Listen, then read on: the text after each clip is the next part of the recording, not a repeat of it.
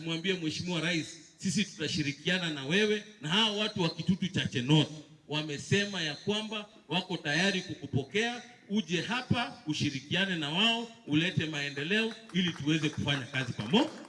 Ili si ndio hivyo mmesema? Si mmesema mnataka William Ruto hapa tufanye kazi na yeye, ama mnataka maneno ya upinzani? Mnataka maneno ya tialala? Si nimesikia yule mwingine anasema ati anataka kuleta maandamano. Nyinyi mnataka maandamano ama mnataka pesa mfukoni? Si mnataka pesa mfukoni na uchumi mzuri na bei ya chakula irudi chini. Kwa hivyo sisi tunataka kusema, sisi kama Wakisii na sisi kama watu wa Kitutu North tumesema tutashirikiana na serikali, kwa sababu hii ndio serikali tulichagua ili iweze kuleta maendeleo. Na tunashukuru kwa sababu tumeanza kuona maendeleo ambayo wameleta, maneno ya Hustler Fund, pesa watu wameanza kupata maneno ya Hustler Fund. Mose mwanyoro chiba cha Hustler Fund. Ogo sisi miwego sabebesa.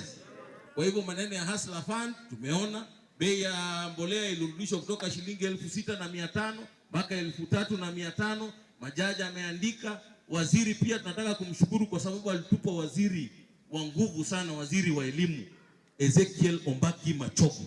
Kwa hivyo tunataka kumshukuru, na najua anaenda kuteua watu hapa mbele. Tunaomba Mheshimiwa Rais, unapoendelea kuteua watu usisahau watu wa Kisii na sana sana watu wa Kitutu Chache North, kwa sababu hao ndio walitupatia kura nyingi zaidi. Kwa hivyo asanteni sana watu wa Minto.